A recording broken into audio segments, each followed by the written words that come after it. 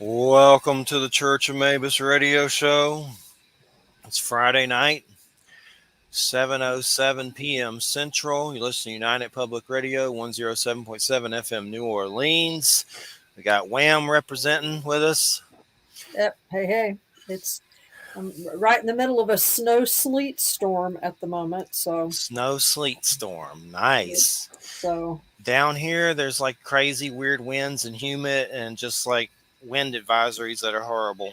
But yeah, it's we gross. got some big wind too. So if for some reason that's because the internet has gone away. All So right. I think it'll be all right though. And we got Eric Grimsrud here. I always Grimsrud? I said it right, right?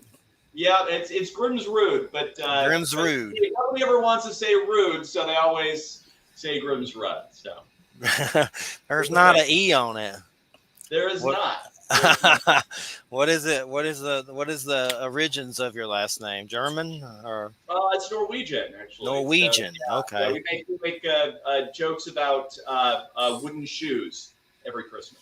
Grimsrud. The Grimsrud, yes. So, Sounds like an X-Men mutant name. yeah, Grimsrud. we don't know. Nightcrawler. But basically, we got Eric here with us tonight, and we're gonna talk a lot of smack about Trumplegooch, but mostly we're going to Nostradamus resurrection. Trump. I'm trying to read the title. What did I do with it? There it is. I called it Nostradamus resurrection. Trump, Mabus, Antichrist. That's the name of the title. Christ Now, Mabus, like Christ. yes, that's for It's all complicated. It's it's complicated. for all the people that love Trumplegooch tonight. I just want to giving you Trumplegooch kisses. But let's when we talk about the Antichrist, I mean, there's so many things that come up. One of the first things that comes to my mind is Marilyn Manson. Yeah, I know he's a sleazer pervert, but I went to his concert in Atlanta, 1996, I believe. I know it was the summer of Hellbop. There was a lot of partying. It was crazy. You name it, it was happening. Oh God. I was at that concert, and it was great, but terrifying at the same time because you had Christians outside boycotting. You had him on stage dressed like the Antichrist. It was kind of Faustian at a podium, and basically he was reenacting the coming of the third Antichrist. And there's just something about it when you watch it that's creepy as hell. And that album, Antichrist Superstar, is creepy as hell. So supposedly he locked himself up in rooms and drug deprivation. And, I think there was something, I don't remember, Necronomicon and the Seals and all that Solomon and weird stuff, a lot of occult weird stuff. And they made that album. And there was just something creepy about it. People were throwing scorpions on stage, like to be jerks. Like, I don't know if that was maybe from him but there were Christians outside boycotting everywhere. And it just brings up, I don't remember, maybe it was in a John Hogue book, that 777. There's some book like that I don't have it anymore. I don't know what the hell I did with it. But in it says, Napoleon was the tumor, Hitler was the cancer, and Mabus, whatever the hell, was remission. And which, I mean, either way, that sounds morbid anyway. You look at it. It's all very weird to me, but so Yeah, it's kind of a weird way. I'm in remission, but there's even that. Hitler had one meatball. I had one meatball. I'm kidding. But I don't know what the hell. I just know after my dad died, I did a lot of drugs. My dad said if I ever did drugs when he was alive, he'd shoot me in the face, and he would have. I remember him thinking my brother did drugs, and he was like going to boil his face in hot water for having zits or something. So when he died, I did a lot of drugs. The only one I do now is the medicinal in Florida, and that's it. So I've come a long way. But my point is, I came across that Nostradamus book in the word Mabus, and it was weird. I was hanging around a lot of bands. I was gonna make a band and call it that, and I'd be dead if I did that. And it didn't happen. It morphed into this. And at first, when I did it, there was a chat room called, I don't know if I've ever told this story, Extraterrestrial Life on Yahoo. And a lot of us hung out there, and there was like this group of people in Canada, and they were kind of like dicks. And I made this group called Mabus, and all these people started joining, and it caused this big weird rift in the room and all this fighting between groups. And then it was about aliens too in that group. There's all kinds of weird stuff in there, but it eventually morphed into those little, audio interviews with Jeremy Vaini. And then we interviewed people. And then one time I had someone on he didn't like, and he was kind of a jerk. It was Stan Romanek at the time. And of course, at the time, I didn't know he was on David Letterman. I was like, I'll interview Stan Romanek. Uh, and of course, he was a dick about it. Like, I don't know, very controlling and weird and kind of condescending and name calling and just, trying to make you feel stupid.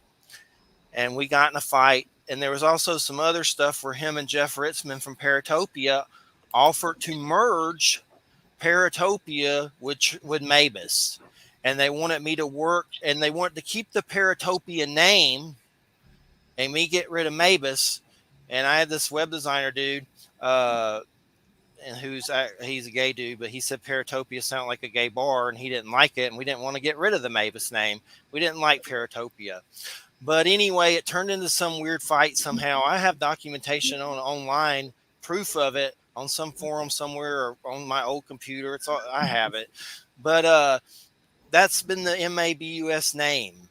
And a lot of it for me was like just messing around with something kind of foolishly, like Bruce Campbell in The Evil Dead with the Necronomicon. It was kind of a shocking thing, like Alice Cooper or Ozzy or whatever. Something shocking, to piss people off. Yeah. And I remember Guy Weddle saying, "Why? Are you sure you want to call it Church of Mavis?" That's going to really upset a lot of people. Like, yeah, let's do it. And, here we are. And here we are with Eric, who thinks Trumplegooch is Mabus. How do you say it personally? Mabus or Mabus? I hear it both ways. It's interesting because it's Mabus, but there is one set of writings that implies that there is both a Mabus and a Mabus, and it's the interaction between the two that causes this great vengeance upon Mabus's death. So that's one of the stories. Crap. I never heard that. That's weird. What is that from? Is that different quatrains that it's mentioned in? I think that is. Oh gosh, what was her name? It was one of Dolores the Cannon. It was Dolores Cannon. Yeah, Dolores Cannon. With Nostradamus, yes. And I know she has some weird Nostradamus books that I've never read, but I bet they're pretty interesting. Yeah, Conversations with Nostradamus is a fascinating. It's interesting. So it dives into some stuff that's it's a unique book. Uh-oh. The thing on the white dog's neck just weirdly popped. It's a long story, but blood just came out of it everywhere. And we have a little dog that's not been feeling well from a dewormer incident. One of the dogs passed. Oh my God.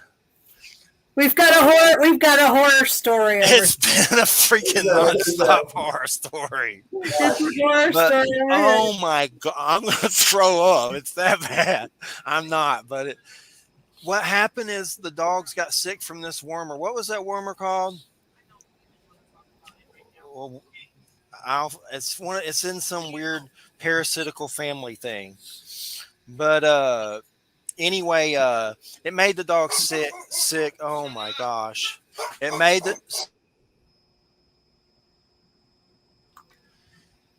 the dog sick, and one of them had a a reaction. And since this happened, all the dogs have been acting crazy. They're grieving and getting upset at stuff. And there was like a lump on its back, and it luckily popped, and it should hopefully help on some level on in the Or long no. run.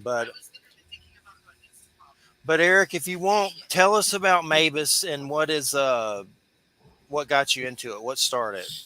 Sure, sure. Well, I first became interested in Nostradamus and Mabus when I was quite young, only about 12 years old. And specifically, even at that time, I had kind of concluded that if you could figure out how the first two names were encoded, then you'd be able to accurately crack the third name. And so I believed that from a very early age.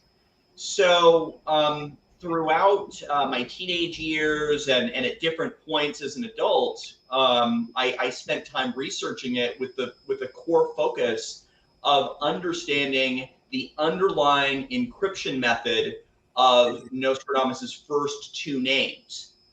If you could crack the first two, if you knew how those were encoded, you could crack the third. It took about 35 years to finally crack it, but it is based on an instruction that Nostradamus provides, which is essentially that a coding symbol used in the second name, Hister, is placed next to Mabus. When you do that, the rest it decodes like algebra. It's very much like chess. You can effectively get to Napoleon in 2 moves. You can get to Hitler in 3 moves, and you can get to Drumpf in 4 moves using the exact same encryption method in order. So It the is word "drumpf" a is the word that you use, not Trump. It's Drumpf. Well, that's Trump. That's Trump's original name. Correct. And this is paired with 5. There's a total of 6 quatrains. 5 of them use the word trumpet. This is Nostradamus's false trumpet. So the 5 quatrains have occurred in order since 2016. So it's sorry, somebody just decided to start texting me right now. But there are 5 trumpet quatrains. They have, each thing has occurred in order. One about a wall and refugees in the border. One about a conflict or resolution between 2 political parties at the beginning of 2020, followed immediately by 1 million people dying and the economy crashing. Which, by the way, getting that right in advance was terrifying for me, because that was terrifying. And then we've just watched the 5th quatrain finish up. I mean, or not finish. We're in the process of it, but all of these things have occurred in order. So it's a little frightening. It's definitely there's something to him that's crazy as hell. I'm not denying that. I don't understand the appeal of him. I've never have. I just don't get it. I mean, the guy basically is a con artist and like a used car salesman that sells you a clunker, and he knows it, and from ripping off cancer charities to, I mean, you could do, the list goes on and on. I don't understand the appeal of him, but there's something almost demonic about it or something just stupid wrong. Like, I don't. He's a horrible person, but it's not. This is not about trying to make Trump fit this mold. This puzzle works this way. It's not about trying to make it sound like Trump. This is how the puzzle decodes. It decodes to Drumpf. You can run the encoding method like a computer program 1,000 times, and you'll always get the same answer. It's mathematics. So, I can't. I'm not a soothsayer. I cannot say what's going to happen with, that I can't do that, but I can say this is absolutely the correct answer to how these 3 names fit together, and it shouldn't work. Now, so there's John Hogue, who, I mean, the word meaning Antichrist, is he really the person that made that to be so, and like some documentary in the 80s. Where are people from your research? Where are Sure. people getting that from? Because it seems like something that's not right there in front of your face at all. Sure. It's just like speculation on a lot of levels. The challenge with the name is that people conflate it with the biblical Antichrist. And I think that Nostradamus used the name Antichrists, plural, as an adjective to describe the word people. So we're not talking about the devil and horns and that sort of thing. We're talking about three pretty horrible people with similar characteristics, one leading to the next over time. Upon the death of the third comes a apparently cataclysmic event that is most often just considered to be the actual beginning of World War III. So, but I think the biggest problem to your question is that people always want to mix it up with the Bible. And Right. yes, Nostradamus used biblical analogies, but it's too easy to get into the idea of magic and this and that rather than just what did Nostradamus see and then how did he explain it. It's more like people infected by Sauron situation. Yeah, it's very much like that. You know what? Real evil is contagious. And So, the quatrain, Mabus will soon die. It'll be a horrible undoing of people. Yada yada yada. The comet will run. I'm trying to figure out if he's it.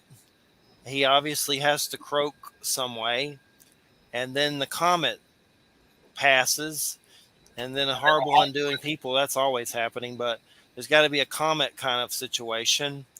we just And had one. we got one in the sky. It's on its way out right now. I'm paying very close attention to that comment. we need another one though, because apparently if it's leaving, then that's not the one, right? Well, no, it says, if you look at the writing, what it says is Mabus shall then soon die. So it is whenever this mystery comet is, whatever comet it is, and I've been tracking comet trajectories. I've tracked comets all the way back to 1555 that I could find. So I've been trying to figure out which comet this is. I don't know if it's possible to figure out. But my online one of my online names, Poetspire, is literally based on that comet, that future comet. So, what's the parallels between your research and John Hoag's? And I know you've had some communication with him. I know he's ignored me when I've asked him to come on the show. So, Church of Mabus. Oh, I can't go there. Oh, John Hoag is a brilliant man. He is. It was he who identified the coding methods. His only explanation for what I've found that these coding methods are used in an order is that you can't interpret Nostradamus that way. But he has yet to give any explanation to the mathematic relationships, and you could base a computer program on this. It legitimately should not function. The only way this can work is if it represents the underlying encoding method at the time of creation. The coding method of the third name is completely based on the displayed coding method made by Nostradamus himself. So Nostradamus could be wrong, but this coding, decoding, encoding is correct. well, it's pretty crazy. He came so close to Hitler. That's pretty good. He got Hitler right exactly. Hitler decodes. It actually decodes exactly to Hitler. If you look at the sheet that I send you a sheet, and Hister translates directly to Hitler, like it is absolutely mathematic. It doesn't stop at Hister. It says Hitler specifically. So yeah, he got the first one right. He got the second one right. I've always gone based on the premise he got the third one right. So we're gonna find out. Do you remember what the quatrain was like for the Hitler one? Well, so there were a number of quatrains regarding Hitler. So it was Goebbels. Well, I think one of the Nazi officers, one of the SS officers, Goebbels, his wife is who first connected Hister and Hitler. And so they got that all intertwined with the Nazi occult. The Nazis were very into the occult, and they distributed flyers across Nazi Germany saying that Nostradamus had predicted the success of Hitler. So the Allies got a hold of this, and they had people research it, and they pulled all the quatrains that were about World War II, and they found that was actually incorrect. That Nostradamus had predicted the fall of Hitler, but they dropped flyers across Nazi Germany that Hitler was supposed to lose the war, according to Nostradamus. However, here's the thing about it: both the Nazis and the Allies, regardless of whether was he going to succeed or fail, both agree that Nostradamus predicted Hitler by name. Both. So that was the second time that future events were accurately deciphered before the fact, utilizing Nostradamus. It's the second time it happened. And you ever see that old movie Nostradamus they made? There's been a few. The one I think you're referring to, though, is 1987. It was done by the guy who also had a part in Empire Strikes Back. So yeah, it's an interesting movie. I think Rutger Hauer's in it. Yeah, that's the one. He's blowing up stuff or something, isn't he? Something. Yeah, he looks like he's Rutger Hauer's not looking so good in that movie though. So he's looking a little rough. He's dead now, isn't he? I don't know. Yeah, well, he was looking a little rough, I think, by the late 90s. Isn't he passed away? Yeah, I think so. I think so. Finally, the Julian Sands thing. My gosh. Yeah, they still haven't found him, have they? No. And I grew up on Warlock. Did you? Okay. That old movie. Late 80s, late 80s. Was he in Ghoulies? I can't remember. No, I'm in my 50s. I don't know. But yeah, I remember Warlock. That's a good one for sure. And there's several of them. But what is Hogue saying about all this stuff? With your stuff, he disagrees with it.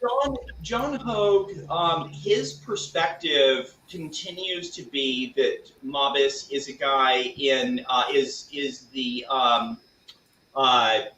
leader of Saudi Arabia. Yeah, the king of Saudi Arabia. Yeah. Yeah, and that continues. However, there's problems with that rationale that are extremely obvious. So, I find the man to be brilliant, and I hesitate to call somebody who I consider masterful wrong, but I'm sorry. I don't see the basis. I also don't see the dude in Saudi Arabia being so weird and on the world stage. Like, it doesn't, I mean, you hear stuff about him, but it ain't like Trumpelgooch. He's not a good guy, but, this is, Nostradamus was not, one of the challenges with Nostradamus that people criticize, they say that, he's so non-specific, it could be about everything, it could be about anything, or they say that he was writing about the past, those sorts of things. There are very few things that he's actually specific about. Hitler, he was specific about. Napoleon, he was specific about. And the trumpet, he is specific about. False trumpet.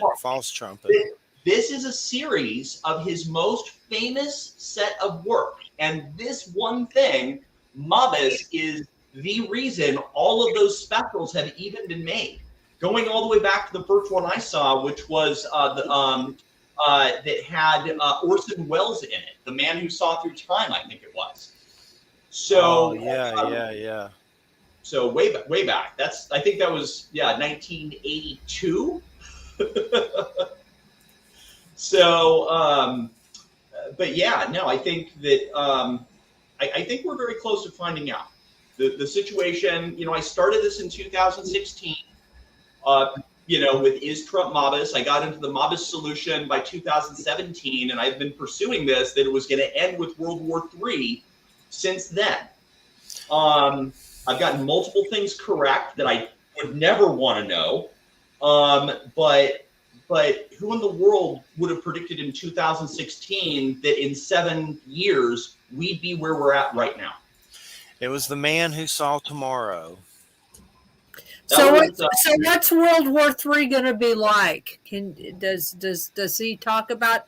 I don't know a great deal about Nostradamus, so I've just heard like lots of different things. So, Nostradamus is a fascinating historical figure when you get into his actual history. I spent a lot of time on this name because I thought that knowing this name would provide you warning to what was going to come next. If you could just hack this one name, you would at least have some warning to some major cataclysmic event, whatever that looked like. The stories that Nostradamus gives for what World War III looks like are quite scary. And the place that I have to land on that is that we've gone through 2 world wars. And they've been horrible, but it was not the end of the world. And I don't think this is going to be the end of the world. But I do think that it's frightening. And people don't want to believe it. And I understand why. But this is, every major religion, everything from Edgar Cayce to Nostradamus, all of these different venues talk about World War III. I have always believed that it is an inevitability.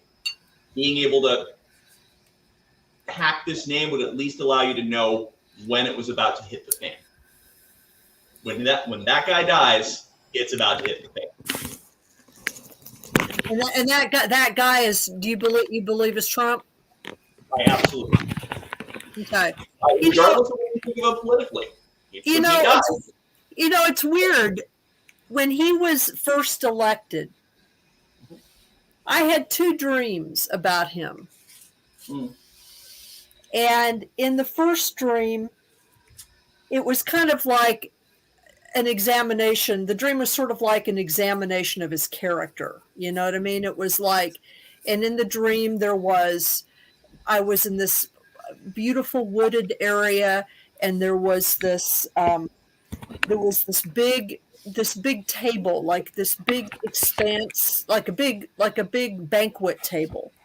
And it was filled with, good things to eat. It was sort of like a picture of abundance, I guess. And the context was that anyone who came to this table, all they had to do was ask for what they wanted, and it would be brought to them. And so he was a person that was there, and he was asking for things, and things were being brought to him. But other people were, like regular people, normal people, were this applied to anybody, it wasn't just to him. And he got mad because everybody was getting what they wanted. And it wasn't that he was being deprived. It was that he didn't want other people to get what they wanted too. It was weird. It was kind of like if everybody gets what they want, then he doesn't stand out in any way, And so like in the dream, he got up and he walked off, But the second dream was more interesting. In the second dream, he had died. And he had died under somewhat mysterious circumstances. And he was, it was kind of like it wasn't clear how he had died or why he had died. And he was like in this building, his body was in this building. And there was like going to be some kind of an examination or investigation into how he died. And of course, there was this tumult outside in the world about his death because it was assumed that he had died that he'd been killed, or, that there'd been some nefarious reason for how he died, when in fact, in the dream, he had just died because he's old. You know what I mean? That is a possibility. He just died. But what was interesting in the dream was that I was one of the investigators. I was one of the people that was going to go in and, like, I guess, do like a forensic examination of his body, or try to, do an investigation of why he had died. And his body was all shriveled up. It was like all desiccated, and it kind of like deflated, like a deflated balloon. And I realized what the message was in the dream was that somehow these forces outside of him, in the chaos, these forces outside of him had actually fed on him, had actually used him as their food. And so that now that he was dead, they had eaten their fill, and now they were like out in the world. Oh, wow. And so I remember waking up from that and going, oh, wow. Was that feeding what caused him to die? That's kind of like, because we think of him as being the greedy one, you know what I mean? Which he is a greedy one. But we think of him as being the greedy one. But the dream implied that there were actually powers outside of him that were using him as focus. So and feeding on something. What's really interesting about that is that so apparently Trump is paranoid about being poisoned, and you hear about this on occasion. That's why I was watching this today. This morning they were talking about one of the reasons he likes fast food is because it's pre-made and you just go in and go out, and he doesn't have that kind of a risk. So what's interesting about that is one, in the writing, it infers that it could be a poisoning. The way that it reads like a potential poisoning. And also, I find it notable that Putin loves poison and likes to poison people. He's also afraid of being poisoned. Putin likes poisoning people that have let him down. How do you think how he feels about the guy who failed to dissolve NATO now? Right, exactly. Well, and what's interesting is that in the dream, Trump was not. I mean, in the dream, it was clear that it was a post-presidency. In other words, he did not die as president. So it was like, but he was still the focus of this stuff. But he himself was not in a position of power when this happened. It was very interesting. I mean, I had never dreamed about a president or anybody like that before. And this was not long after he was selected, because I don't think he was elected either. I mean, I think part of the reason why he is so intense about the fraud, the election fraud, is because somehow his minions succeeded in doing that to get him. Because he only accuses people of things he does. I mean, that's just his rule, and so it's like, well, of course you're going to accuse somebody else of doing it because you did it. I think that's the easy thing, isn't it? It's accuse the others of that for which you were guilty. Exactly. Yeah. Yeah. And again, he utilizes tactics because these three historical figures are literally tied together. For example, Hitler, one of Hitler's heroes was Napoleon. When they took over France, one of the first things that Hitler did was visit Napoleon's grave. And Hitler self-identified as Nostradamus' second Antichrist. He self-identified as that. We get to Trump. Well, Trump apparently, the only book he reads is Mein Kampf on his bedstand. So these are three leaders who one admires the next. They are three connected historical figures. Applying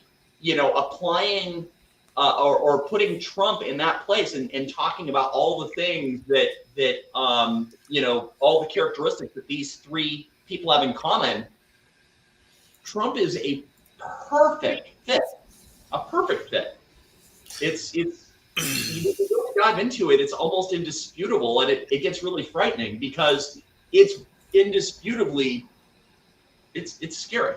It's scary to be right about this. So what do you mean Hitler self-identified as that? He brought that quatrain up or something? He specifically considered himself Nostradamus' second Antichrist. He self-identified as that. Goebbels got everything involved. Or Goebbels, I think, was an SS officer, a senior SS officer. His wife brought it up to him. It became all intertwined with the Nazis' research in the occult. But specifically because Napoleon was one of Hitler's heroes, and Hitler was really enamored by the life of Napoleon, Hitler came to believe he himself was Nostradamus' second Antichrist. He came to believe that himself. Wow, that's a trip for sure.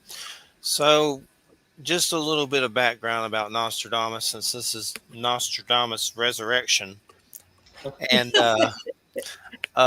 that's I did that quick on the fly, but basically, do we know that the story where he was out healing the plague with his own little mix, his own bling bling, he was out there healing with herbs and stuff supposedly and healing people? Did Yep. when he was away, did his wife and child really die from that, like in the movie? Yep. That the movie was it was pretty accurate, as accurate as you could be with that. But yes, so what's interesting is that Nostradamus was the first to use animal testing that we have on record, as far as I know. Nostradamus went out and got animals that, and he purposefully got them sick with the bubonic plague. Oh my And he gosh. watched the herbs they ate. And he mixed a palliative based on those herbs. So, What kind of animals? Puppies? I don't know specifically. I'm assuming whatever animals are in the forest in northern France, right? Yeah. But deer Either and way. stuff like that. Yeah. I assume deer and things like rabbits and other things you find in that part of the world. As long as he But, wasn't like Dr. Oz and smelling his own farts or anything, we'll be Yeah. okay. Yeah. Maybe an old mule. So That's it's right. not, that's still, I still feel bad about that. Well, But anyway, but then he's healing all these people yeah. and his loved ones pass away. That sucks. I can Yeah. relate to that kind of crap luck, but And that's how horrible. When you think about that, how horrible that must have been, because here he's somebody who is noted for having a gift of foresight that which I believe is based on being empathic, actually.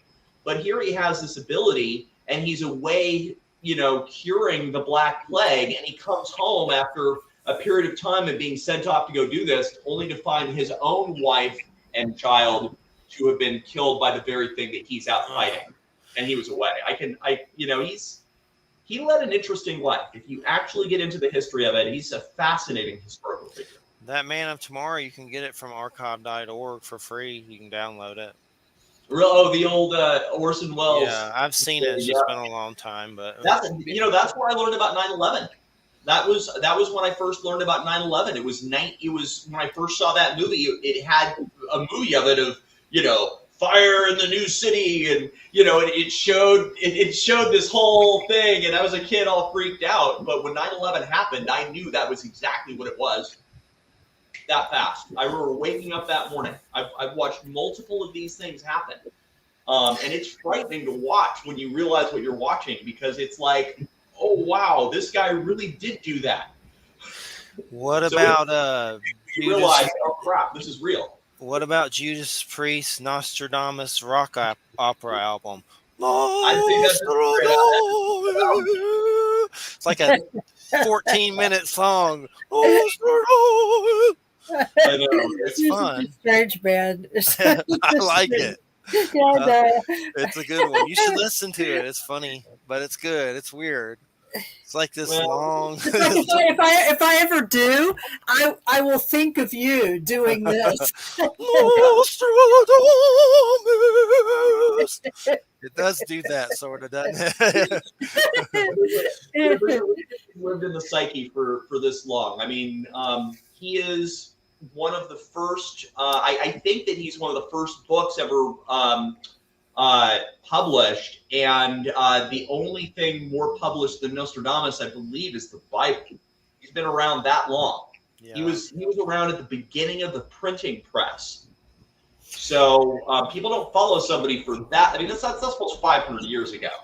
And he didn't get the plague, and he didn't probably wear a plague doctor thing. He just kind of went out free balling, I guess. He was probably, whatever he was, he was like the guy who invented the COVID vaccine. He's like, give it to me, just over and over and over, right? Yeah. So and I saw Woody Harrelson talking smack about the vaccine, which it made sense. It was a good little skit. But he said he was red and blue. He was purple. So if you haven't seen that little SNL skit, it's pretty good. He just likens them all to the drug cartel and being forced to do their drugs. But he did it in a way that was debonair, sort of, in the way he did it. He goes, you have to be careful with that for sure. But even with right now, what we're saying, it's just crazy. It was freaky.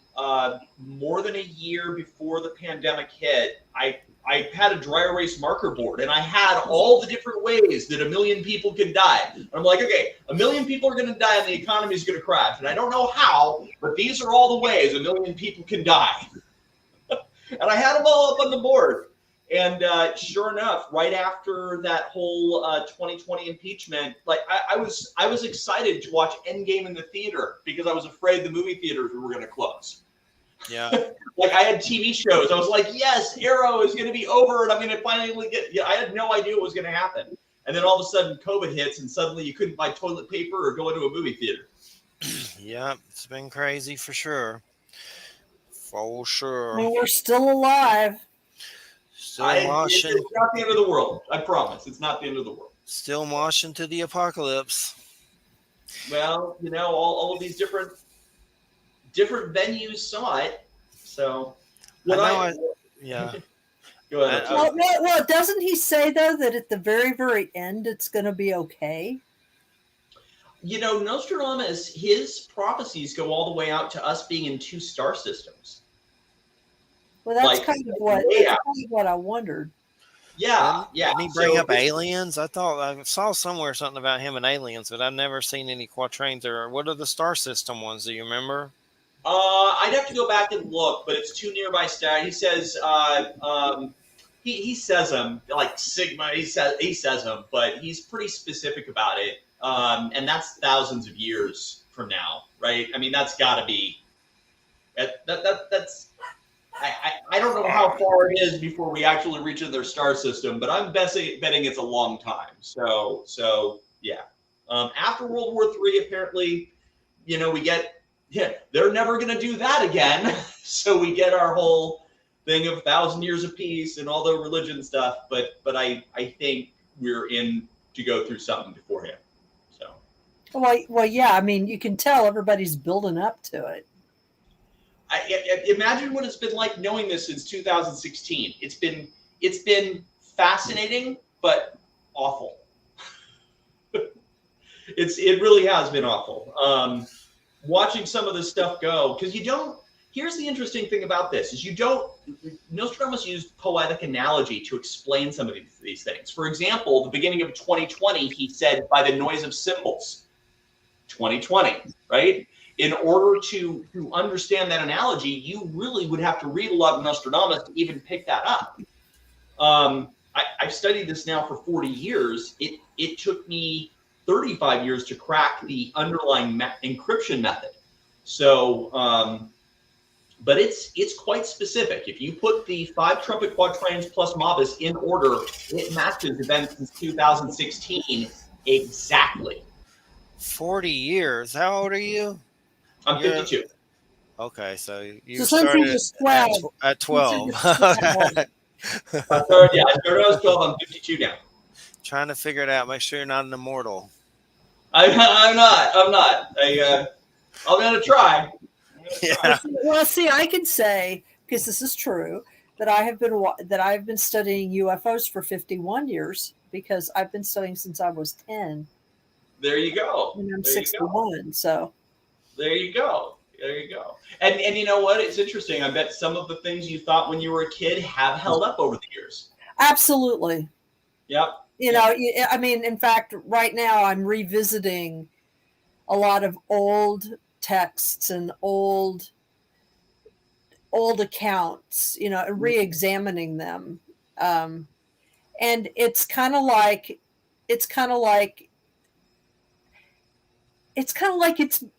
all been said.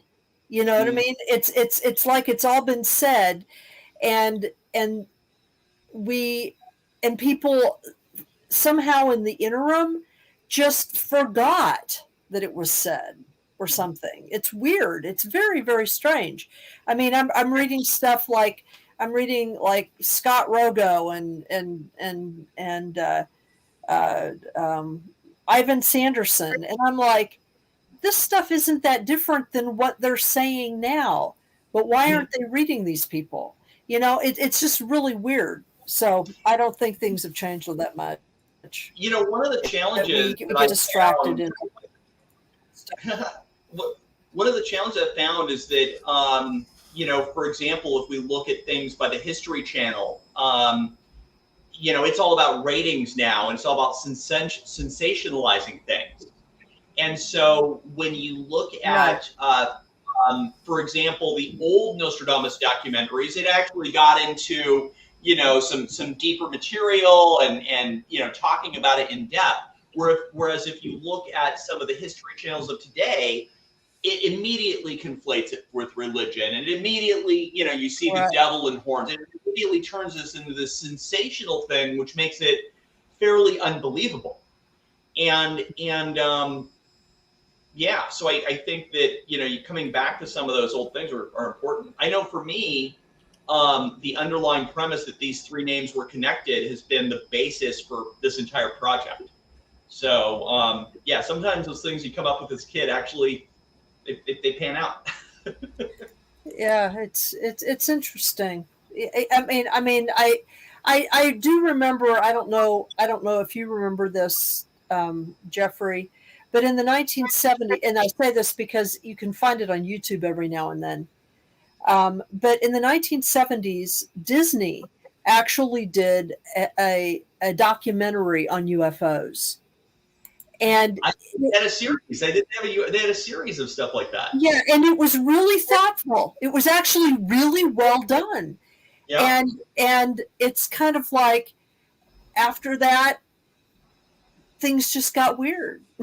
I don't know. It's just The really military didn't know what I on the UFO topic, I understand why the military would not want us to know certain things. I mean, absolutely, I do too. Who wants somebody building a gravity bomb in their backyard, right? They're like, look at this new thing I built on this weird technology, and you've got this huge problem. I totally understand why they would not want weird stuff. We've got enough problems as it is, right? So. Well, and they're also, I think personally that a lot of stuff, that a big part of the I agree with John Keel, actually, that a lot of the secrecy is because there's like two things going on at once. One is that some of the weird military intelligence testing bumped into some of these phenomena. You know what I mean? It's like, but the problem is that they couldn't control it or predict it. And the other part of it is that that clued them in to the fact that there is something but we don't know exactly what it is, and we can't control it and predict it. So, people that are security wonks, they're not going to let people know. They're not going to let us know number one, that they've experimented and that they've discovered some stuff, and number two, that what they've discovered indicates that there's something that's like way more powerful and intelligent than they are. You know, Have you have you heard the work of Stephen Greer? yes, but I don't like Stephen Greer, and I don't agree with him. Stephen Greer. Oh, got it. Okay. Yeah. I mean, it's like, I mean, I know too much about sort of the backstory of Stephen Greer. I Oh, don't, got it. I don't buy what he does. But I find it interesting though, because he has, I have a, I've spent a lot of time on the Nostradamus thing, and people like Nostradamus, and trying to consider and trying to think about how, on a scientific level, would people like Nostradamus and Edgar Cayce and people out of the Bible, and how would these people be able to even do this? And see, Stephen Greer's work sort of implies some sort of a quantum entanglement, like some sort of instant thought-based empathicness. And yeah, so but he's not the only one who does that, though. I mean, that idea isn't unique to him, and that idea has been around for a while. I mean, insofar as physics from the 1970s forward has sort of implied those kinds of things. Sure. That what I have. To me, the whole issue of what the government is hiding or not. I think that anybody who's worked for the military, which I have, anybody who has had any connections with the military, knows exactly why they're not saying stuff. It's kind of a no-brainer.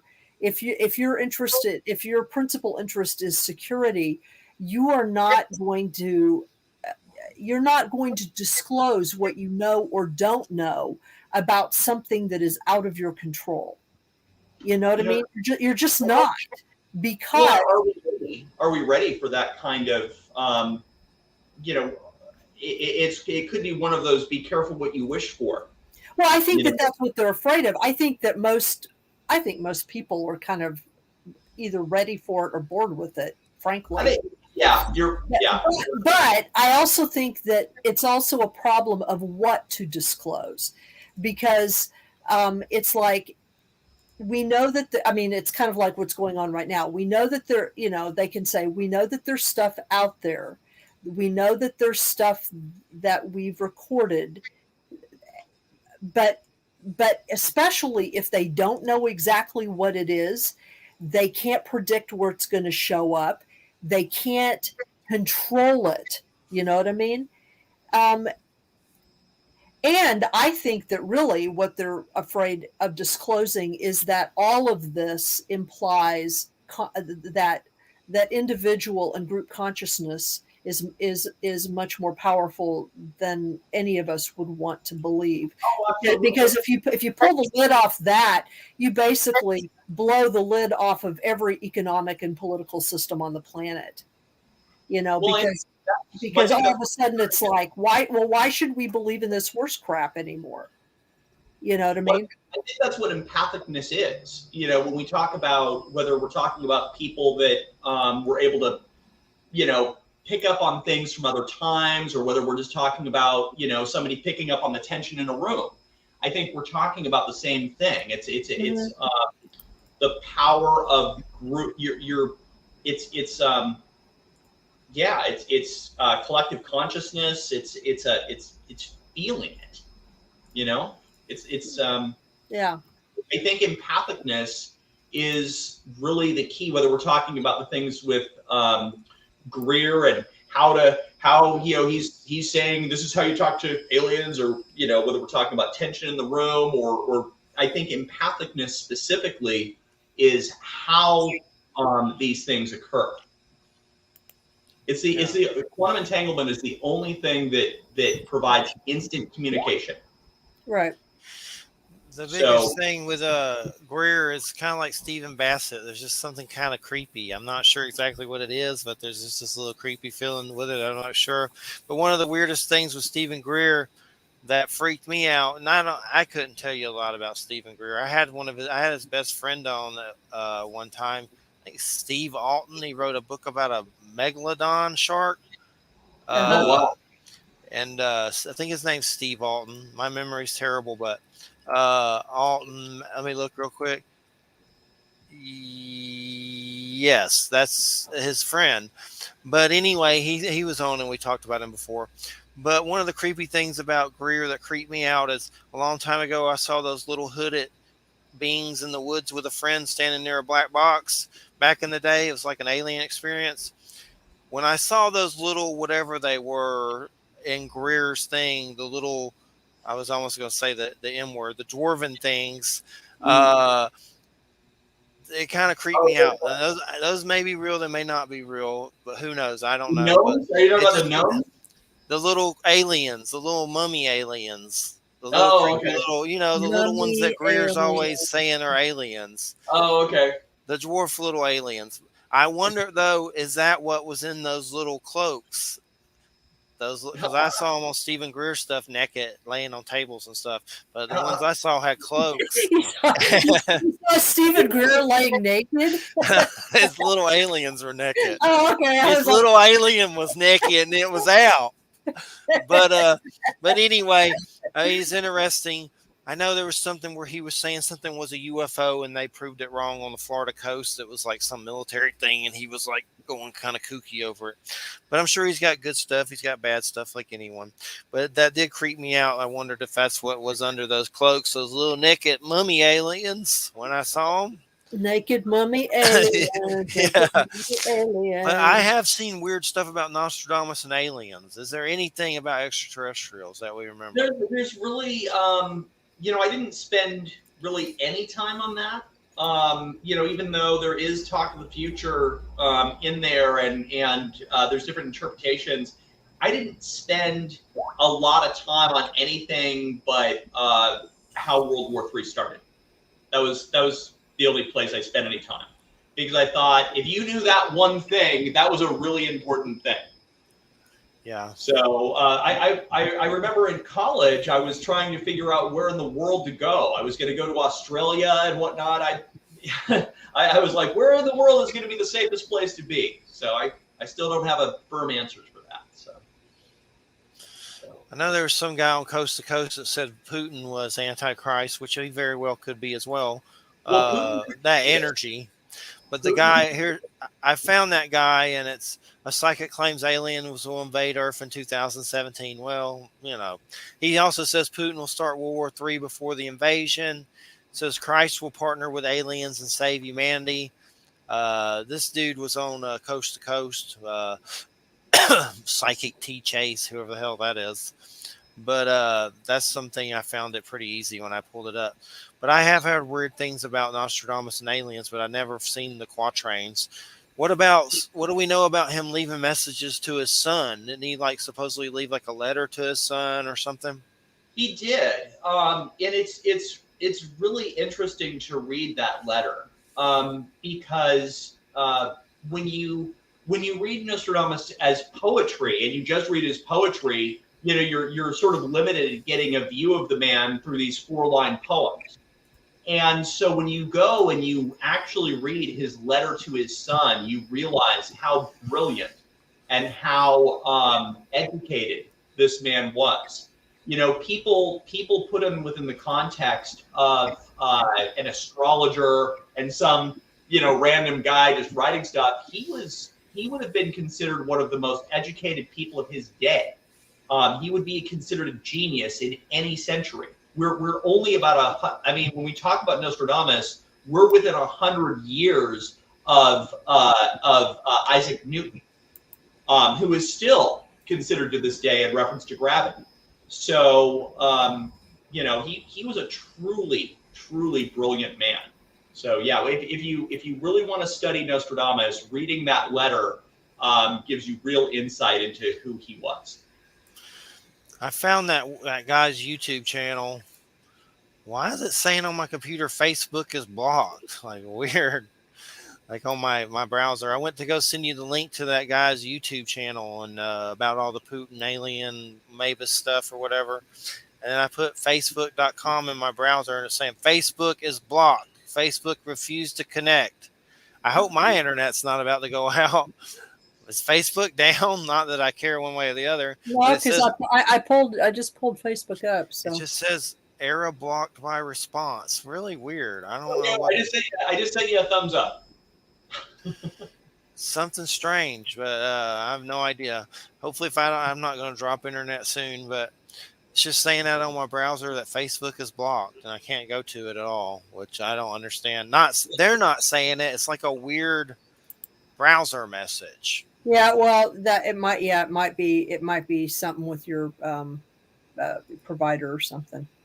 It says Or- Facebook.com is blocked. Facebook refused to connect. Error blocked by response. Like what the hell? Very weird. But I'll send it to you later at some point. But it's pretty interesting if you look through his videos and everything. He's still kicking, so we have to get him and you on at the same time. Have a panel. There you But go. so I mean, Trump will gooch 2024. Oh my God. I don't, I will be surprised if he makes it that far. I'm really concerned. We have, if you go through the work, we've gone through, basically we're in the fifth quatrain, and the end of the fifth quatrain, the way that it reads, I have it right here. This is, this is the fifth quatrain. The trumpet shakes with great discord, which is happening, an agreement broken, which is what happened in Congress with the election, lifting the face to heaven, what happened with McCarthy, and then the bloody mouth shall swim with blood, the face anointed with milk and honey lies on the ground. Those are the final two lines. So is it a double entendre in that it's just showing his lies are exposed, or does he literally fall bloody mouth to the ground? But I think we're very close to finding out. Definitely. Very next one, I wouldn't be surprised if something happened to him. Most major things happen at big political. He's got this event that he's going to literally tomorrow. It's looking really sketchy right now. Really sketchy. Really sketchy. Like, I don't think anybody would be surprised if. I know that there are still tons of Trump supporters. I'll even give my apology to anybody who's Trump supporting listening to this. I'm sorry, I don't mean to poop on your guy, but we could be at the end of this. We could be really close. I'm actually scared. Well, what's interesting to me is how this is dovetailing with one. I mean, Jeffrey knows this.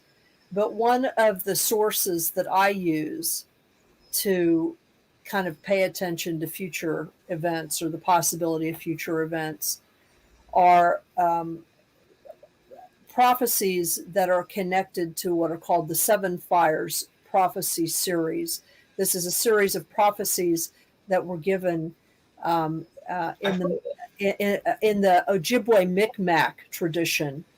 I've heard this, Native American. Yeah, I've heard of this. And for them, 2024 is the year where human beings either they go one or two directions.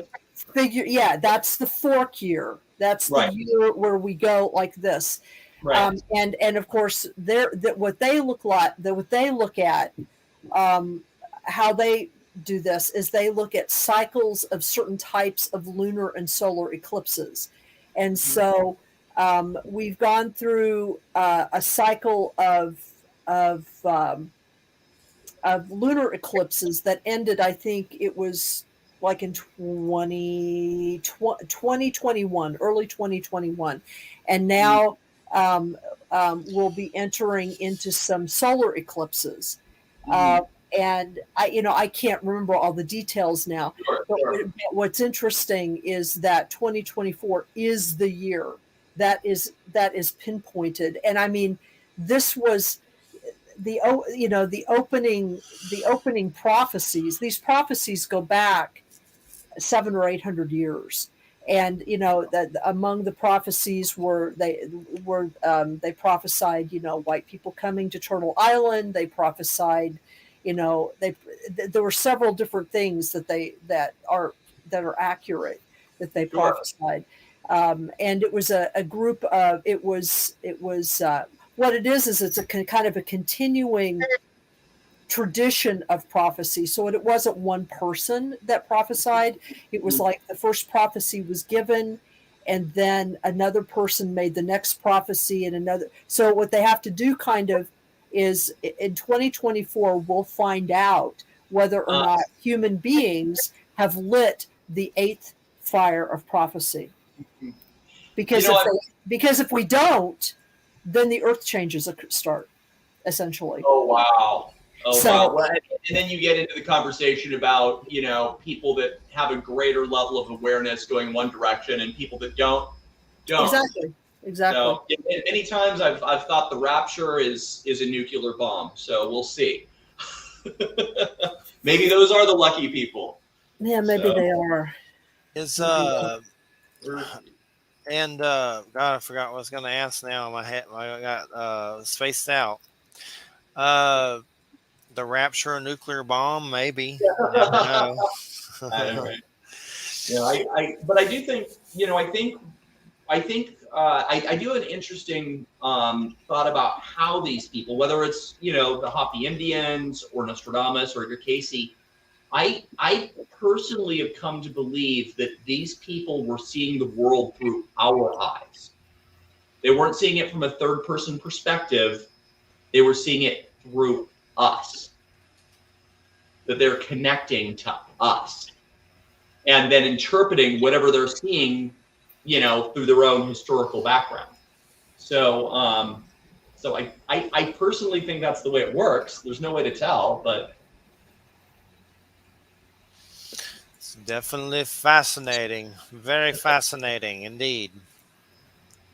So I researched a lot of stuff to finally to come to that conclusion, though, the Mabus solution conclusion.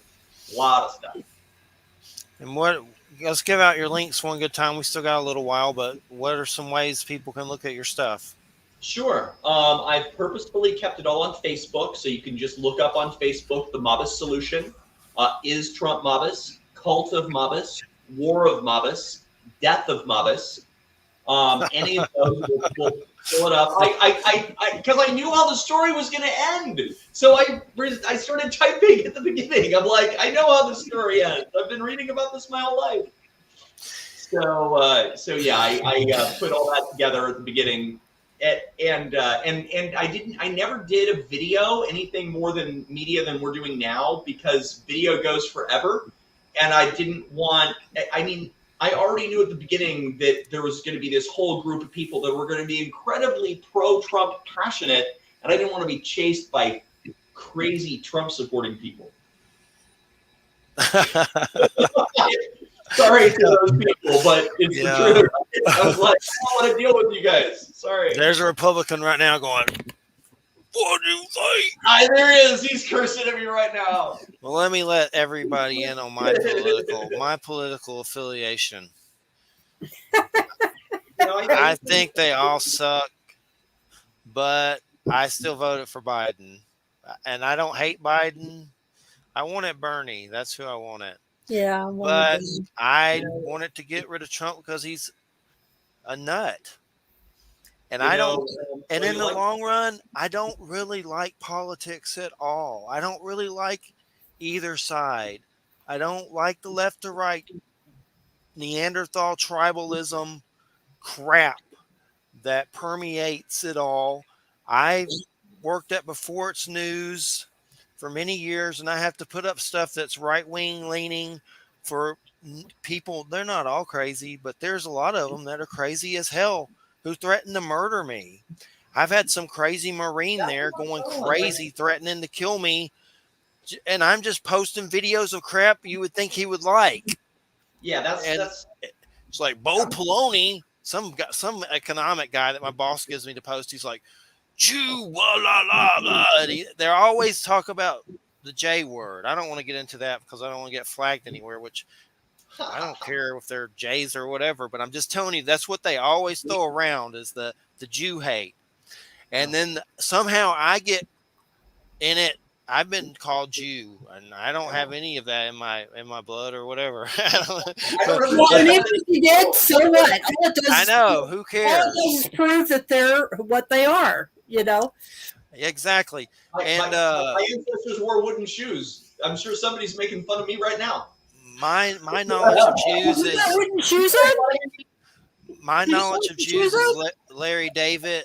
Curb Your Enthusiasm. That's like that's all I know, but that's enough.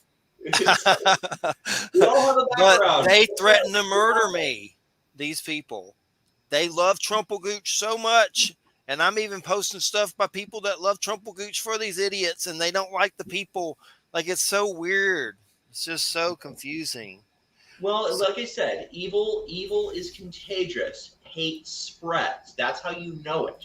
That's how you know it. Because we all have thoughts and this and that, and we all have good days and bad days. But real evil spreads. Hate spreads. And that's how you know it.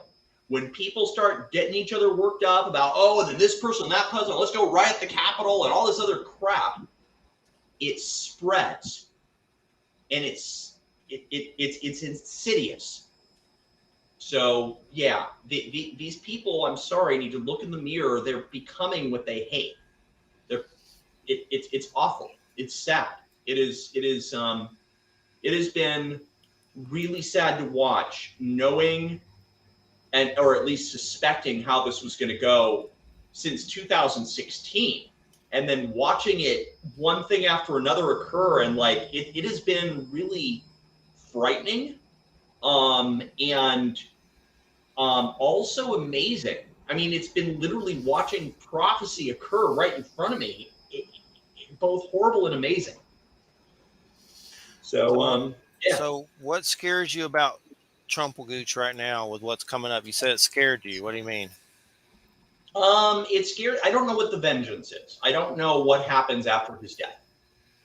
I don't know. I know only that it's something major. It appears nuclear. My belief is that it's Ukraine. That's just my belief. Yeah. But it says, Mabus shall then soon die. And that Drum shall then soon die. And of people and beast comes a horrible rout. Suddenly one will see vengeance, 100 powers, thirst, famine, when the comet will run. We got that big old 50,000 year comet flying out of there right now. That's happening right now. Was that the weird green one? Yes. That was a weird one. Weird That's green. that's a big one. So is it the right one? I don't know. But I know this is all supposed to occur shortly after a comet is on its way out. Definitely crazy. I guess my biggest thing with government and everything is, and these people, who root for whatever side and they get all crazy with it. It's like I've said this before. Our government has what they did to, American Indians and so many other things like the Tuskegee Airmen and syphilis and just so many weird, crazy things. It's like to root for some of these people, it's like you're rooting for the government in its own weird way, and it's like rooting for Ted Bundy or something. That's why I guess I don't feel it. And I've been accused of not being patriotic a long time ago. Dr. Joe Resnick, scientist, I don't even know if he's still alive. He said they know how many times I flush the toilet. They don't like that I'm not patriotic. I should say God bless America after the show. And it was probably him saying all this because he was cray-cray. And I noticed he's not around anymore unless he croaked. But he had all these patents with the government and stuff. And there was a weird time during that I got a weird credit on my phone for $2,000 after saying I was going to shut it off. And I had them send a check to me. And I used it to pay land taxes and went on a shopping spree and shut the phone off.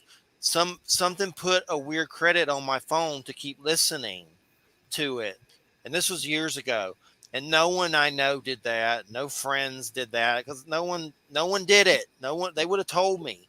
So somehow this weird like credit appeared on my phone bill, and I was able to get them to just send it in a check. And I don't know, it was weird. And I got the check and I cashed it. It was like $2,000, and it was like someone put it on there to keep listening to keep my phone on so they could keep listening.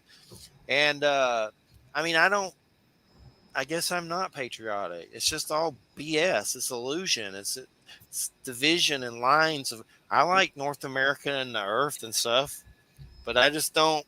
I guess Well, I try to. you would probably like the U.S. of A. if it actually lived up to its ideals. It's like I don't feel anything. That goes up and down. That goes up and down, right? Right. It's like, I know which set of ideals. The actual ones or the stated ones. I know. Right. I know. Right. But as countries go, we do live in one of the. It's hard to say if we live in the best one, but definitely one of the better ones. Definitely one of the ones where we're not. You know what I mean? Like things could be much worse. Well, we're all white too, but it's like that's a fair point. That's a fair point. But we definitely live in affluence. I'll give you that. We live in affluence. And you're right about the racial point. It's I heard something interesting about the people's perspective about the "Make America Great Again" phrase, which is if you come from a background that things were not so great years ago, then when you hear that phrase, you're like, it was never great for me and my guys, right? So it to the ear, if you're coming from a background that's not white, you're going to hear that in a much different way than somebody who thinks of, oh, the good old days of the 1950s when things were this way. It plays much differently to the ear. Oh, absolutely. Yeah. It's like, I mean, when I hear Make America Great, I don't know if you're familiar with. We were always at least okay. I mean, right. I mean, I don't know if you're familiar with the science fiction writer Octavia Butler. But she wrote a book. It was going to originally be a trilogy, but she died before it could be completed in that way. And so there's only 2 books, and one is called The Parable of the Sower, and the other is called The Parable of the Talents. And she's writing this back in the 1990s, so it's like in the early mid 90s that she's writing it. But she's writing it about the near, I guess, now it's a very near future. She's writing it about like I think it's posited in like 2025 to 2030 or something like that, up like 5 years from now. Sure. But if you read those books now, they are terrifying because they are so prescient about the situation that we're in. And like one of the characters in her book is in her book, what's happened to the United States is that the federal system as we know it has largely collapsed. The U.S. still exists as sort of an entity, but it's collapsed into regions so that the federal government, which still sort of putatively exists, doesn't have the same kind of sway over states like it did. And so, but one of the really incredible things she talks about is the emergence of a leader who is basically a proto-fascist, and his slogan. I mean, the way she describes him is almost exactly like Trump, and she's writing back in the like 1990s, and his slogan is "Make America Great Again." So when Trump used that phrase, I just threw up. And she also has, one of the interesting things about it is that, according to her, in the story, one of the things that brought America to this place of collapse was a pandemic. Yeah. What was a and this was a disease that Oh, appeared. in the book it was The about it way, started with the pandemic. yeah, the way that she describes it, it's she doesn't describe it as it's a naturally occurring disease that's as a result of. She also describes climate change really well. That basically we have this combination of climate related catastrophes, and then that brings on this pandemic. And what this pandemic does is it's the beginning of several pandemics, one of which finally causes one of the pandemics causes cognitive problems, and it causes people to kind of go nuts. Mm. So that's part of what creates the breakdown of society. So you have the federal government has collapsed. You have the country divided into regions that kind of become economic and political blocks. And then what we think of as the cities, like New York City, Sure. Los Angeles, those kind of places like that, they are taken over by large corporations Okay. and kind of operate as like city states. Sure. We're Where we're not on that. Yeah, we're very close to that. I mean, it's like it's really, and like a lot, but people who live in rural areas are kind of on their own, and people who live in suburbs, or what were suburbs, have had to develop these kind of walled communities to kind of Oh, keep the marauding uh, poor people or people who've been affected by this disease out. sure. It's a terrifying and completely plausible vision. You know that term, "Make America Great Again." That's an old term. Yes, it That is. Yeah. there was, I believe, a Dr. Seuss, cartoon about that, and it was something about don't worry about those children; they're poor and they don't matter, or something like that. It was written by Dr. Seuss, and on the banner it had "Make America Great Again." Um, Yeah. but it's interesting how much some of those people are how similar they are to the know nothings of the early 20th century. Right. They really are an extension of the know nothings. So it's kind of funny to watch because it's watching. It's like literally watching my history class happen again in the middle of on the news. It's like, oh, we studied this in high school. They called it the early 20th century. Oh yeah, I know. I You know. Yeah, I know way too much about American history too. I used to teach American history. It's just Oh. it's a grim time, but very interesting. It is a grim time. It's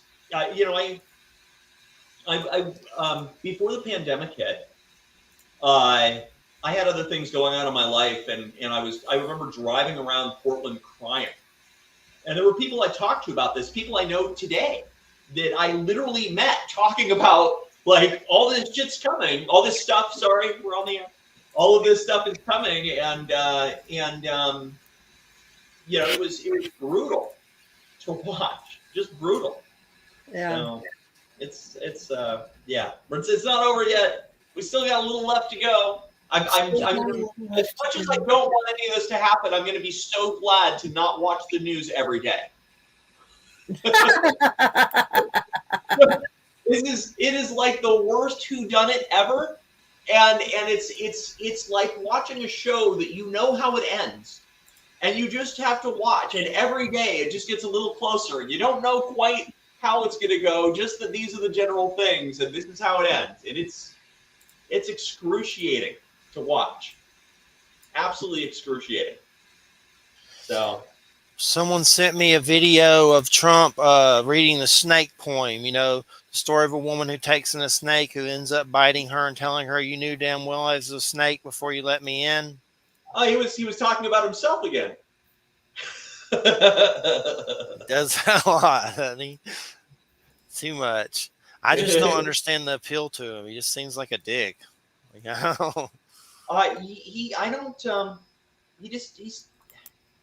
I don't understand how good people can follow him. I just don't like. The whole conversation of, oh, well, he represents all of these, every one of the 7 deadly sins, like every single one of them.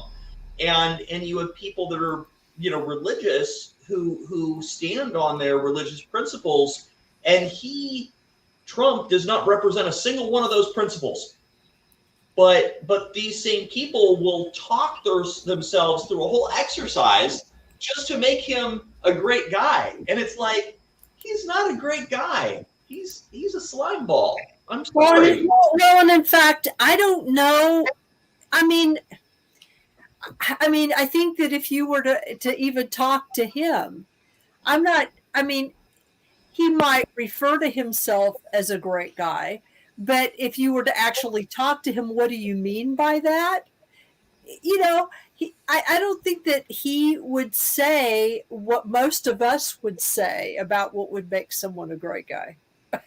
Well, have you ever heard him tell a story that didn't have to do with putting somebody else down?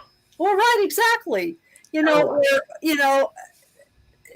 a funny thing unless it's at somebody else's expense. Never once. It's always at somebody else's expense. Self-deprecating humor? None.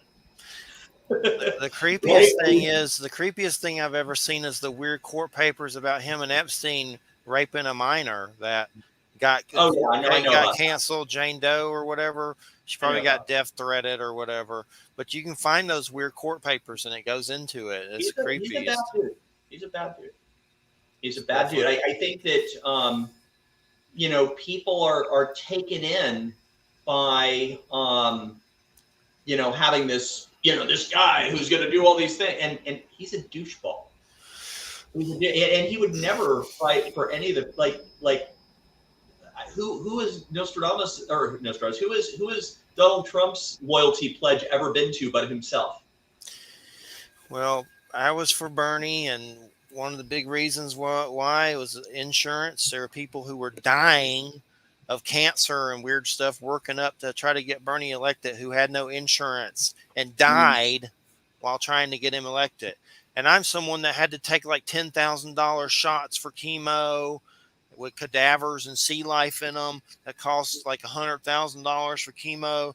My dad's boss, one of them, hinted that they should just let me, when he was at work for Conair, Kawaneer, they make aluminum doors. My dad's dead now, but he worked there. I used to work there. God, what a crap hole with hot and aluminum. Ugh. But anyway, I'd never do that again. But one of the bosses alluded that he should let me die. I cost too much.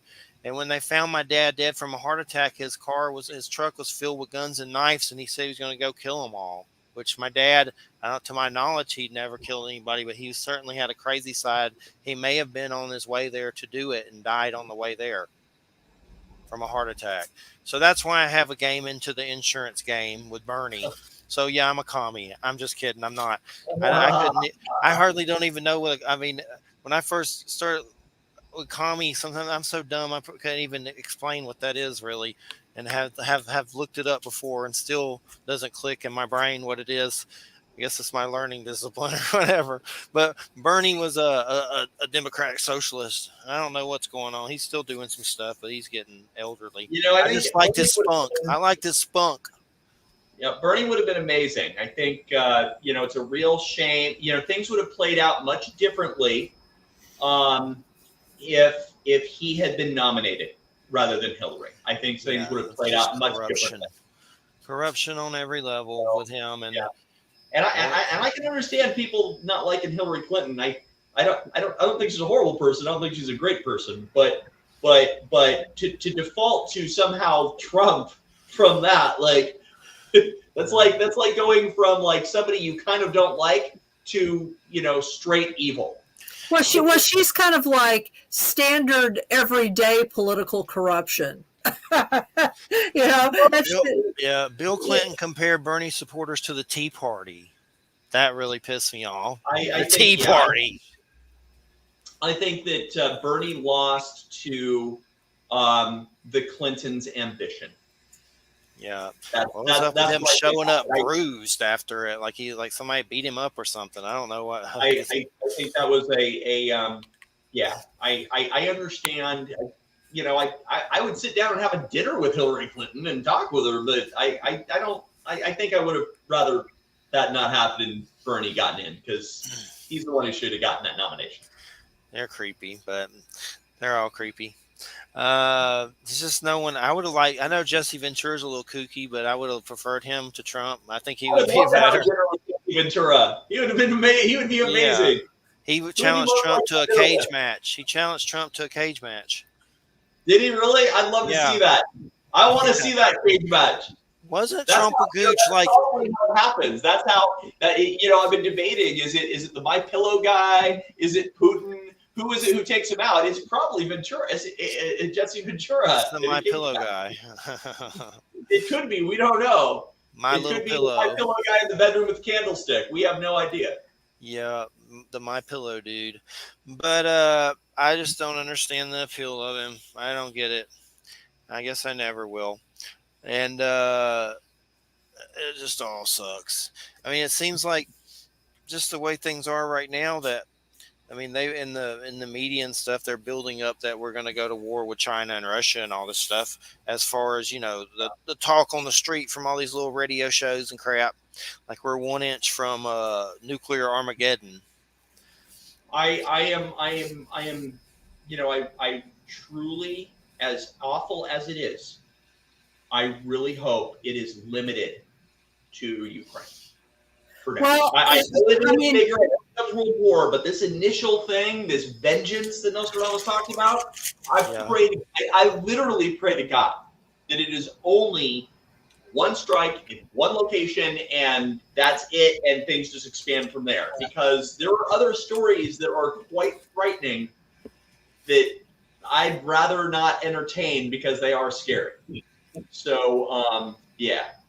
well, and I also think that part of what might happen in the Ukraine is not actually a nuclear bomb per se, but Russia allowing one of those nuclear reactors to go off, because they've already demonstrated their carelessness around those, and that would be a way of not because the kinds of nuclear weapons that they have now are actually tactical, so that they're small, and they in fact have limited. They have good blast capacity, but they have limited fallout, a limited radiation compared to a lot of other things. But if something were to happen where Russia wanted to do kind of a salted earth policy, poison Ukraine for a while in an act of vengeance, blowing up allowing one of the nuclear power plants to because of the type of fuel that they use, that would do it. That's true. And I thought about that. Could it just be blowing up a nuclear reactor or a dam or something? Whatever it is that qualifies as 100 powers sort of fits the bill, right? So 100 powers sounds very nuclear. There are other things it could be, but that seems nuclear. So blowing up a power plant, the problem with that is that blowing up a power plant would create a lot of radiation that blows east and then therefore back into Russia.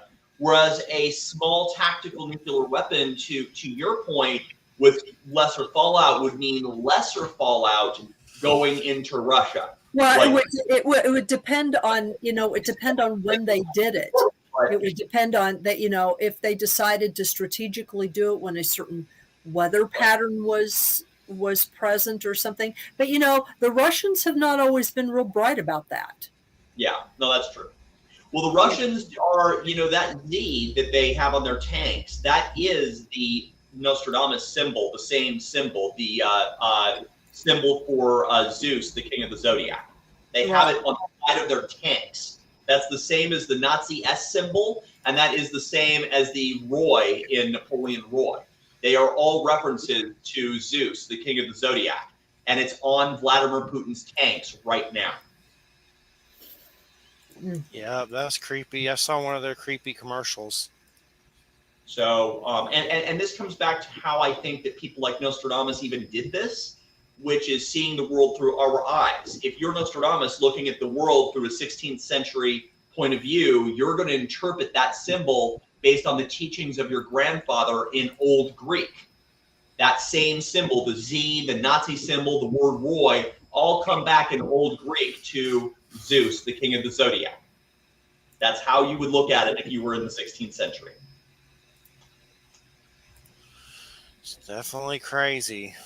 We will see. It's an interesting time to be around.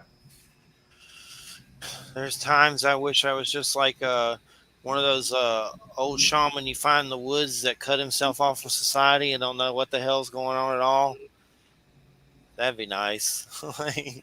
you find them and they don't know any, like one of those tribes. I was going to go to Australia, but that didn't work out. So now I figure Oregon is not a military target. Yeah. For anybody. Nobody's doing anything in Oregon. They might drop some, nothing's happening here. And I don't know. It's just all a mess. A big, giant mess. That's about to quote Jim Morrison and get my kicks before the whole S house goes up in flames. Yeah, well, that's what you got to do, I guess. Yeah. I don't know. I know that math puzzle is right, but let's at this point regarding the puzzle, let's at this point hope Nostradamus himself was wrong. That's where I'm at with it, because that math puzzle is right. There's no way that you could do that and have it it's literally. I took Nostradamus's own encoding method from the first two puzzles and applied it to the third, and that's what popped out. It shouldn't work. So the math puzzle's right. At this point, let's hope Nostradamus himself is wrong. For John Hogue, Saudi Arabian dude prophecy to come true, then one of those need to become a complete drama hoe, and I just don't see it really happening. Trump has that covered on the world stage. And how is the guy in Saudi Arabia connected to Hitler? I mean, they might have similar authoritarian methodologies, but there's no hero worship of any kind between the leader of Saudi Arabia and Hitler. Like, there's no real solid connection historically between those two figures. So yeah. I really don't understand how you can rationally have an understanding of the subject matter and then say it's that guy. I just don't. I know Joaquin Phoenix is supposed to be playing a Napoleon in a movie by Ridley Scott. They're working on it. Oh yeah, I did not know that. Yeah, there's a picture of him as it's pretty creepy. Definitely looks creepy for sure. Of course, the greatest story ever told is the Marquis de Sade and Napoleon quills.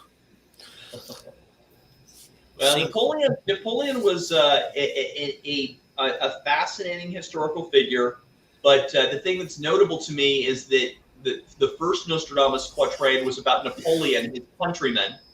The second one was about the Jews, his faith, or part of his faith, and the third one is connected in some way to his profession, medical, what happened with COVID. So if you look at the historical figures that we're talking about, they all have a relationship to things that are directly very personal to Nostradamus, his country, his faith, or his profession. Yeah, and how did Napoleon go down? I heard some weird story about his wee-wee. Oh, yeah. Maybe you share multiple things in common with Trump. Little small, little hands, little wee-wee. Little small on the pickle. Yeah, somewhere there's a Republican out there going, ah! That's right. There was a weird story about Napoleon and his wee-wee. Do you know it? I heard it somewhere. It's like some lady kept it in a jar or something. Yeah, no, Okay, I know. hold on, just a second. What is You just put in Napoleon's penis. Napoleon? How do you Napoleon spell penis. Napoleon? Okay, here you go. Napoleon's. There we go. Napoleon Napoleon's penis. penis. Okay. Oh, look, they're images of Napoleon's penis. Okay, here it is. It was allegedly amputated during an autopsy shortly after his death. Since then, it has passed through several owners, including Rosenbach, who exhibited in New York City in 1929. It was purchased by John Latimer in 1977 and is still held in his family, who keep it as a private item. It was described as similar to a piece of leather or a shriveled eel. You know, Trump loves fast food. I think maybe we have a place we can deliver that. Never mind. An eel. Wow. But I just don't understand the appeal of it all. I guess I never will. I don't know. I guess I'm just jaded with our leaders in the modern world. They're no King Arthur or Vlad the Impaler, that's for sure. They're Well, just kind of like just boring. Regardless of what you think of Biden, we all should be really hoping that he knows what to do when it hits the fan, because he's probably the person who's going to be dealing with it, whether you like it or not. So yeah, that's just the reality of it. It doesn't matter what you think of the situation. This is the situation. For sure. So it's gonna be interesting. So no doubt about it. Just gets crazier and crazier. So, what are your plans for the future? I'm sorry, that just struck me funny. You know, I'm gonna like scream until it's over, right? Yeah. Exactly. If I am proven correct on the Mabus solution, I do intend to write about it. I've kept pretty studious notes on everything I've done, and I've spent a lifetime trying to crack this dang thing. I've got a final answer that, and I've done it. I've gotten information to everybody I think that this would matter to. So if I get proven right on it, I intend to write a book about it or do something. And write a book about it, get it published over the ruins of our civilization, and rub our faces in it, right? It's not the end of the world. I promise it's not. I know, but it might be the end of publishing. We don't know. I don't know. I don't know what's going to happen. But if you have a sense of something coming in the future, maybe you can do something about it. Well, yeah, I suppose that is a sort of a responsibility. And that's kind of what this whole thing has been for me. So if I promised myself if I ever cracked this thing that I would do everything I could to warn the people I cared about that something major was coming. And I have absolutely done that. So, yeah. So if I'm very fortunate, I'll get to write about it, and that would be exciting. But for now, it's just all I can do is wait around and be like, okay, I'm either gonna get proven right, and I can handle it if not. But that math puzzle, it doesn't matter how many times you do it, it's right. It just doesn't. You could put that into a computer, run it 10,000 times, it'll come out drunk every single time. It shouldn't work. It shouldn't. So unless somebody can explain to me why that's wrong, and nobody's been able to do it, not one person, expert, professional, skeptic, mathematician, professors, nobody, everybody who's even looked at it, yes, that math is functional, and nobody can explain why it exists. And what did Hogue say about it again? He didn't like it. He won't address it. I even recently I tried to address it with him. He will not comment on it. He won't say one word about it. I have tried to get him to even reference it, and he will only get. And I think what it comes down to is, I do have a poetic, and I look at things through history and those things, but I also have a computer side to me. And so looking at this as programming is something that is, I think, not. I don't think he's a programmer. I don't think he's a computer guy. I don't think this is a clearly encoded piece. It is absolutely encoded. And if he's not willing to address the encoding, then he's just choosing not to. That's it. Yep. It's frustrating. Sure enough. But it's also very validating because he will not address the primary point, the whole reason for there even being a discussion. He just won't reference it. But the solution is inferred in the poetry. It literally says king summoned by trumpet. When you do that, the rest decodes in algebra. It is as clear as day if you know what you're looking at. Oh, sure. It's definitely fascinating. Then you throw in Wham's weird dreams. That's right. That's right. Weird dreams. That's almost like prophetic. It is. You're not the only one, though. I've heard multiple people. I've talked to people that seem like they kind of have a little extra intuition, and I've heard of some pretty scary things coming. And I heard the same thing before COVID. Somebody said, "Yeah, I've had this. I was just talking to somebody about something weird coming." People who are sensitive tend to kind of feel something coming. Yeah. Hopefully, it's not a nuclear cloud of devastation. Well, yeah, I don't want that. We don't. I don't think any of us want something nuclear. I mean, war, and I'm just. I thought we were. I thought we were done with that. When Obama was in office, I was like, oh my gosh, maybe this isn't going to happen. Maybe we're going to be okay. Maybe this is way down the line. Maybe. Yeah, it's definitely crazy. So let's get some links out here. What tell some people how to get a hold of you. We only got like 2 minutes, so.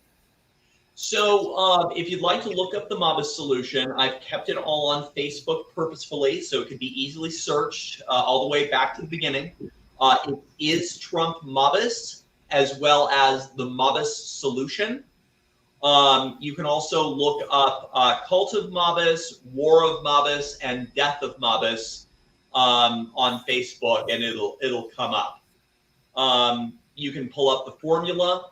The research, everything I've done, you can go back through and look at what I was talking about. 1 million people dying a year in advance. That's in there multiple times. I said commodities do well in bad times a whole bunch of times. There's a lot there. But yeah, in the end, it's just now are we going to find out if it's right or not?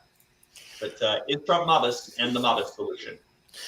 All right. Well, Eric, that's Eric Grimsrud, right? Grimsrud. Rude. Grimsrud. Yes, Grimsrud. And it's always a pleasure.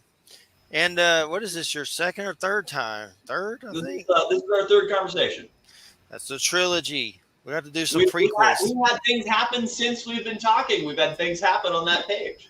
Yeah, we'll have to do some prequels. Right. All right, everybody. It's been crazy. You had a dog pass away, another one sick, and then this weird thing busted open during the show, and it was like, oh, I don't even want to think about it. It was bad. But hopefully will help facilitate some healing to get that junk out. But, well, everybody, we appreciate you listening. Hope everybody has a great weekend. Thanks, Wham. Thanks, Eric. And everybody take care. Now, next week, we're doing Weird Craft with Matthew. So we'll a Llewellyn book with Jay. I need to remind Jay his work schedule is weird, so hopefully he's off. Everybody have a good weekend. Good night, everybody. Good night. Take it easy.